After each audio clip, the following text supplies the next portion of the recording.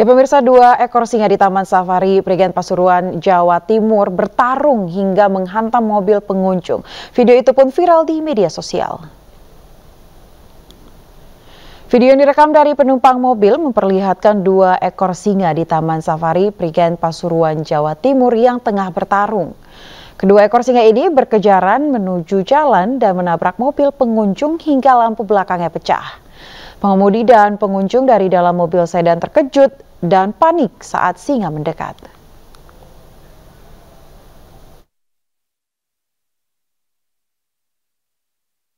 Diduga mengalami remblong, mobil rombongan wisata yang berasal dari Purworejo terjun ke jurang di Kecamatan Ayah, Kebumen, Jawa Tengah. Akibat peristiwa ini 5 orang meninggal dunia dan 19 orang lainnya dilarikan ke rumah sakit akibat luka-luka.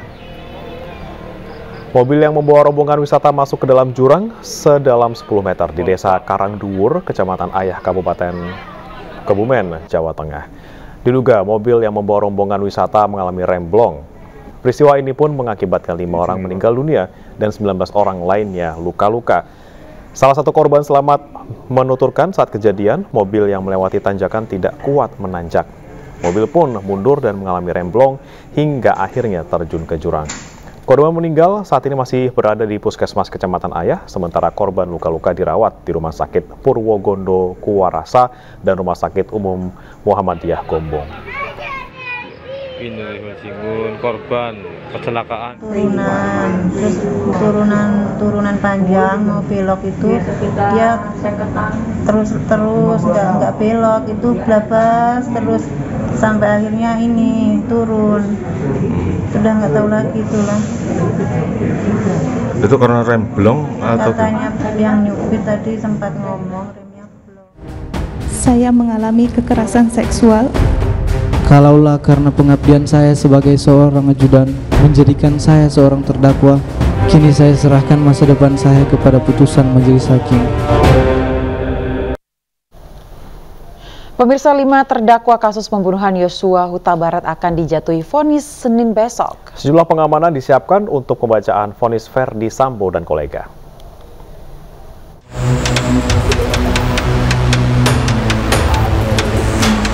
Setelah melalui rangkaian persidangan yang panjang, kasus pembunuhan Brigadir Yosua Huta Barat sampai di babak akhir. Majelis Hakim Pengadilan Negeri Jakarta Selatan pun telah menjadwalkan sidang putusan untuk 5 terdakwa. Vonis Ferdi Sambo, istri dan mantan anak buahnya itu segera dibacakan Hakim Pengadilan Negeri Jakarta Selatan pada pekan depan. Ferdi Sambo dan Putri Chandrawati bakal menjalani sidang pembacaan vonis pada hari Senin, 13 Februari 2023.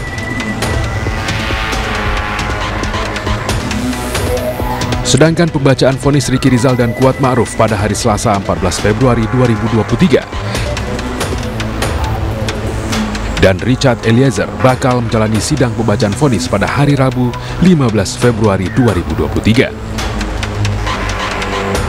Pengamanan Pengadilan Negeri Jakarta Selatan telah berkoordinasi dengan pihak Polres Jakarta Selatan dan Kejaksaan Negeri Jakarta Selatan terkait dengan bagaimana supaya agenda pembacaan putusan tersebut bisa berlangsung secara tertib, aman, dan berwibawa. Karena bagaimanapun kita harus benar-benar menyimak pertimbangan hakim maupun putusan, tentu harus dalam suasana persidangan yang tertib dan nyaman. Sebelumnya, Pengadilan Negeri Jakarta Selatan kembali mengajukan perpanjangan masa penahanan terdakwa kasus pembunuhan Brigadir Nofriansah Yosua Huta Barat, Ferdi Sambo CS, selama 30 hari. Pengadilan Tinggi Jakarta sudah mengabulkan perpanjangan masa penahanan kedua ini. Penetapan perpanjangan 30 hari yang kedua dihitung sejak tanggal 7 Februari 2023 sampai 8 Maret 2023. Diketahui masa penahanan Ferdi Sambo dan kolega bakal habis pada 6 Februari. Sementara persidangan terkait pembunuhan Brigadir Yosua belum usai. Kendati demikian, masa perpanjangan tahanan kedua ini tidak akan dihabiskan. Alasannya karena majelis hakim sudah akan memutus perkara Ferdi Sambo dan lainnya sesuai dengan agenda yang ditetapkan majelis hakim.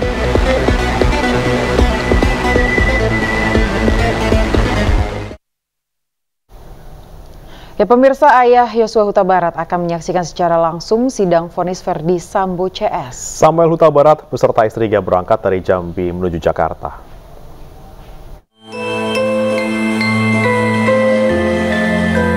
Samuel Huta Barat, ayah dari Yosua Huta Barat, membereskan pakaiannya dan bersiap untuk berangkat ke Jakarta. Keberangkatan Samuel bersama keluarga dari Jambi kali ini untuk menghadiri sidang vonis Ferdi Sambo CS pada Senin 13 Februari di Pengadilan Negeri Jakarta Selatan. Samuel berharap aktor pembunuh anaknya menerima hukuman yang setimpal. Kami keluarga berharap kepada majelis hakim agar majelis hakim memberikan suatu hukuman yang setimpal bagi perbuatan mereka yang sudah membunuh dengan secara sadis anak kami dan memfitnahnya lagi. Kita itu lebih kejam daripada pembunuhan. Apalagi orangnya sudah meninggal dunia, masih difitnah terus, orang yang tidak bisa membela diri lagi. Kasus pembunuhan berencana Brigadir Yosua Huta Barat menuju akhir. Terdakwa mantan Kadif Propam Polri Ferdi Sambo CS akan menghadapi vonis majelis hakim. 17 Januari lalu jaksa menuntut Ferdi Sambo dengan hukuman penjara seumur hidup. Jaksa menilai tidak ada alasan pemaaf atau pembenaran atas perbuatan yang telah dilakukan oleh Sambo. Dari Muaro Jambi, Adrianus Susandra, iNews melaporkan.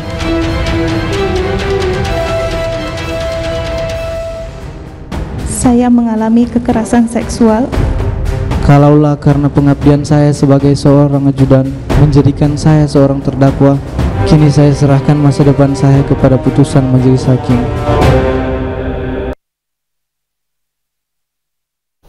Pemirsa, untuk tekan harga beras di pasaran Bulog Cirebon gelar operasi beras murah. Sementara di Sampang, Madura, Jawa Timur, demi beras murah warga rela antri berdesakan di depan pendopo bupati.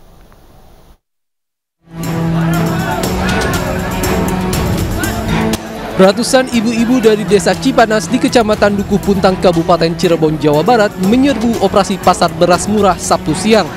Banyaknya warga ingin mendapatkan beras murah mengakibatkan antrian cukup panjang hingga ke badan jalan. Di sejumlah pasar harga beras saat ini mencapai Rp12.000 hingga Rp14.000 per kilogram. Sementara dalam operasi beras murah yang digelar pihak Bulog ini dijual dengan harga Rp9.400 per kilo untuk kualitas medium. Dalam operasi ini, pembelian beras murah dibatasi sebanyak 2 kantong beras atau 10 kg setiap orang. Saat ini kita melaksanakan OP langsung ke desa yang langsung bersentuhan dengan masyarakat di Kabupaten Cirebon. Berapa yang disediakan? Kita sediakan 10 ton dan ini akan simultan terus kita lakukan bersama-sama dengan Indak, dengan TPID, dengan Satgas Pangan dan tentunya dengan stakeholder terkait pangan lainnya. Sementara itu untuk menekan harga beras yang melambung tinggi, Bulog Madura Jawa Timur bersama Diskoprindak Sampang menggelar pasar murah di depan pendopo Kabupaten Sampang, Madura. Sejumlah warga dari ibu-ibu dan bapak-bapak rela antri berjam-jam dan berdesakan di depan area pembelian beras untuk mendapatkan beras murah. Operasi pasar ini akan digelar sekitar 2 hari tiap kabupaten, khususnya Madura, dengan kuota beras masing-masing kabupaten sebanyak 60 ton beras medium. Tim Liputan iNews melaporkan. Dampak kelangkaan dan tingginya harga minyak goreng, warga di Takalar, Sulawesi Selatan menyerbu 500 paket minyak goreng 2 liter hingga habis terjual.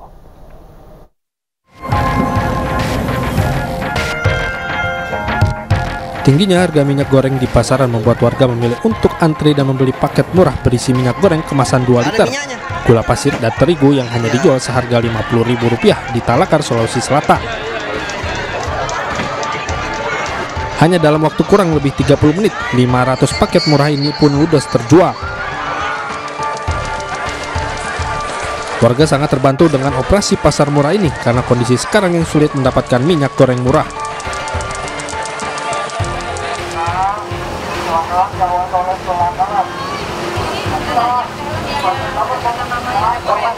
Sementara itu di Subang, Jawa Barat, dalam operasi keselamatan yang digelar di perempatan Cinta Polres Subang membagikan minyak goreng gratis bagi pengendara. Minyak goreng gratis tersebut diberikan khusus kepada ibu-ibu yang tertib berlalu lintas. Kami kami hari ini memberikan reward bagi warga masyarakat yang menggunakan helm ketika mereka naik kendaraan roda 2. Dan kami juga meminta mereka mengajak masyarakat lainnya untuk juga patuh dan tertib berlalu lintas ketika mereka berkendara, agar semua selamat di jalan. Rewardnya apa sih, Bu? Rewardnya berupa minyak goreng. Satlantas Polres Subang juga menurunkan robot transformer. Hal tersebut dilakukan untuk menghibur masyarakat, khususnya anak-anak. Dari tim liputan iNews melaporkan.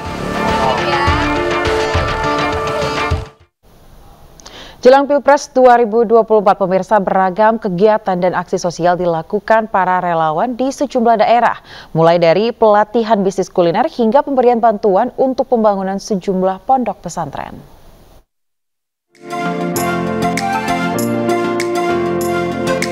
Sukarelawan Kiai Muda Jawa Timur bersilaturahmi dengan jemaah tarekat Naksabandia di Pondok Pesantren Al-Hidayat Magetan, Jawa Timur. Dalam acara Mujahadah Kubro ini, jemaah melantunkan zikir diiringi selawat serta doa. Mereka yang hadir juga mendengarkan ceramah yang disampaikan ulama dari Magetan Kiai Abdullah Umar. Selain silaturahmi, sejumlah bantuan juga diserahkan untuk pembangunan pondok pesantren.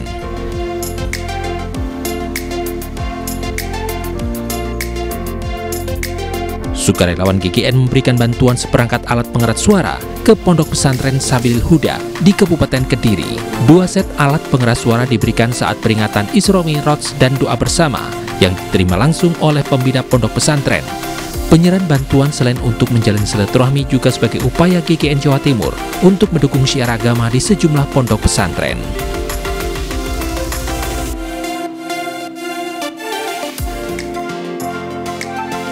Sebagai bentuk kepedulian terhadap perkembangan pondok pesantren, relawan santri Dukung Ganjar Lampung menyalurkan bantuan ke pondok pesantren Al-Falah di Lampung Tengah.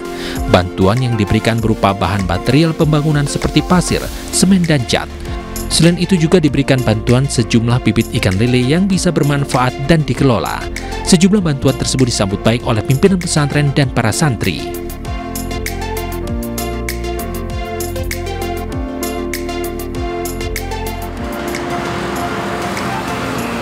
Pelatihan pembuatan olahan makanan berbahan dasar daun kelor digelar oleh UMKM Emak-Emak for Sandiaga di Kota Denpasar, Bali.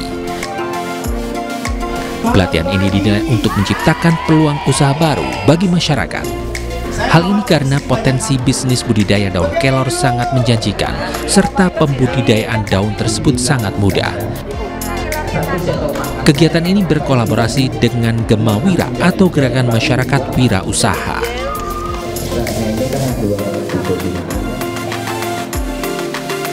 Untuk membangkitkan motivasi berwirausaha, relawan Gerbong Pecinta Sandiaga Uno menggencarkan pelatihan bisnis kuliner di daerah. Salah satunya dengan menggelar pelatihan pembuatan dimsum di Desa Cikoneng, Kecamatan Ganea, Sumedang, Jawa Barat. Melalui program ini, peserta dapat memperoleh penghasilan tambahan, menciptakan lapangan kerja baru, serta menjadi wirausahawan yang kreatif dan inovatif.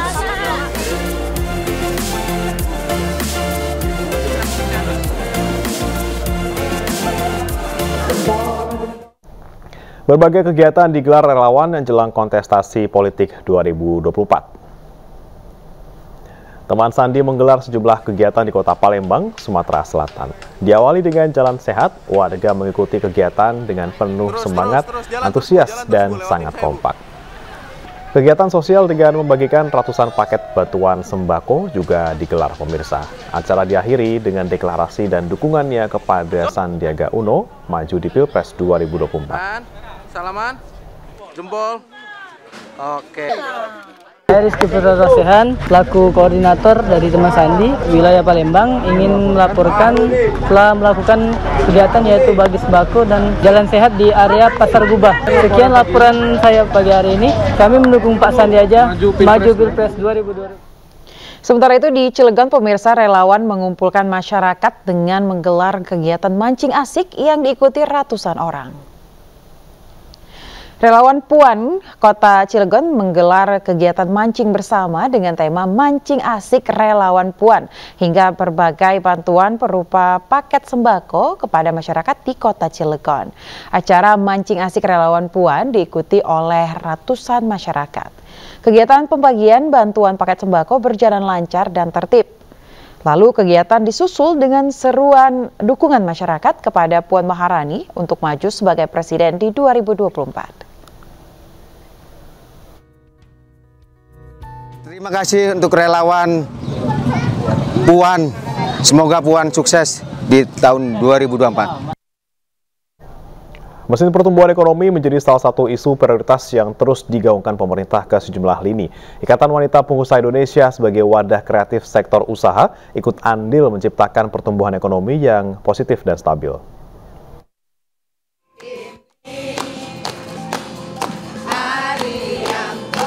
Dalam perayaan hari ulang tahun ke-48, IWAPI mengangkat tema peran penting IWAPI di usia ke-48 tahun dalam mensukseskan ketahanan dan pertumbuhan ekonomi Indonesia 2023. IWAPI optimis membidik pertumbuhan ekonomi yang positif dan stabil meski sempat diterjang pandemi.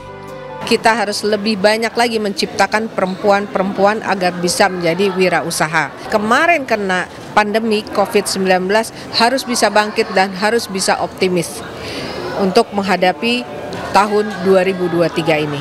IWAPI ini 48 tahun ini adalah suatu yang patut kita syukuri karena ini adalah bukan saja untuk perempuan tapi untuk perekonomian Indonesia. Nah, tadi juga temanya lebih ke arah Green Economic Revolution. Eksekutif Chairman MNC Group Haritanu Sudibyo yang hadir sebagai pembicara menekankan kelompok usaha harus meningkatkan kualitas sumber daya manusia, terutama soft skill untuk membangkitkan roda ekonomi. Kalau saya milih orang kuat di soft skill sama kuat di hard skill, saya milih yang kuat di soft skill. Orang yang kuat di soft skill, dia akan belajar terus, dia pasti disiplin, dia pasti tanggung jawab, dia pasti positive thinking, dia pasti selalu mau berusaha, dia pasti tidak akan pernah berhenti sebelum selesai. Pada hari jadi ke-48 ini, IWAPI turut memamerkan produk-produk unggulan berupa kain batik, tas, perhiasan, dan pernak-pernik menarik lainnya. Untuk IWAPI sendiri, sukses di dalam ulang tahunnya yang ke-48, menjadi mitra bagi pemerintah tentunya ya, dan juga bagi pengusaha, terutama wanita Indonesia. IWAPI juga resmi mengukuhkan Liliana Tanu Sudibyo sebagai anggota Dewan Konsultasi DPP IWAPI periode 2021 hingga 2026 yang bertugas memberi arahan menjadi entrepreneur sejati di berbagai lini usaha. Dari Jakarta, tim liputan iNews melaporkan. Pemirsa, masalah ketenaga kerjaan menjadi bahasan utama dalam MNC Group Tech Forum dengan tema Building High Performance Tech Team yang diadakan di Jakarta Concert Hall, Gedung iNews Tower, Kebonsiri, Jakarta Pusat. Dalam acara ini, Eksekutif Chairman MNC Group Haritanu Sudibyo memberikan kiat-kiat penting dalam mempercepat peningkatan kesejahteraan masyarakat pasca pandemi COVID-19 yang berdampak besar bagi sektor ekonomi Indonesia.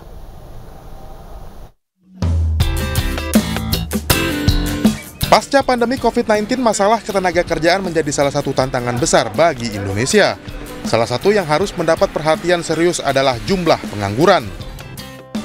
Berdasarkan data Badan Pusat Statistik, pengangguran di Indonesia pada periode Agustus 2022 tercatat 8,42 juta orang. Angka ini naik dari Februari 2022 yang berjumlah 8,4 juta orang. Hal ini menjadi bahasan utama dalam Tech Forum dengan tajuk Building High Performance Tech Team yang diadakan di Gedung iNews Center, Jakarta Pusat. Jadi kebutuhan lapangan kerja ke depan sangat luar biasa. Jadi bangun Indonesia itu bukan hanya capital investment saja, investasi dari luar negeri, tapi yang juga bisa menciptakan lapangan kerja. Kalau tidak, ketimpangan ini tidak akan pernah selesai. Dalam arahannya, HT juga mengingatkan pentingnya pengembangan soft skill dalam bekerja. Setiap karyawan MNC Group harus mampu terus berinovasi dan berkembang mengikuti perkembangan zaman. Kalau kita mengembangkan people atau karyawan, itu ada 3 hal sebetulnya ya. Satu, technical development, kemudian kedua leadership development, dan kemudian karakter building development. Yang jelas nomor 1 militansi ya. Jadi kita harapkan teman-teman tech ini di MNC Group itu punya militansi yang kuat. Dan kedua adalah soft skill, tentu ya soft skillnya harus baik sekali. Acara Tech Forum ini diharapkan bisa meningkatkan performa karyawan MNC Group untuk terus berkompetisi demi menghasilkan kinerja terbaik. Dari Jakarta, Lika Apriliani, Auki Mahendra, iNews melaporkan.